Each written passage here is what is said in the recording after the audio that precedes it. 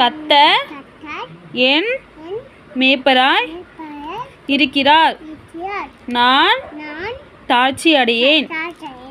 அவர் என்னை புல்லுள்ள இடங்களில் மேய்த்து அமர்ந்த தண்ணீர்கள் அண்டையில் என்னை கொண்டு போய் விடுகிறார்.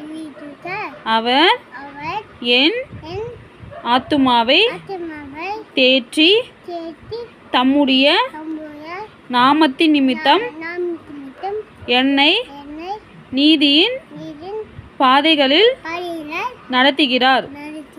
நான் மரண இருளில் பள்ளத்தாக்கிலே நடந்தாலும் பொல்லாப்புக்கு பயப்படேன். தேவரீர் என்னோடு கூட இருக்கிறீர். உமது கோலும் தடியும் என்னை தேற்றும்.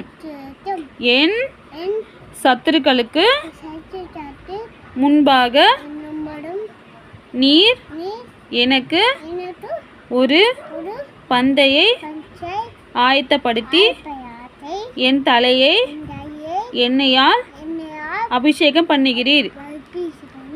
என் பாத்திரம் நிரம்பி வழிகிறது.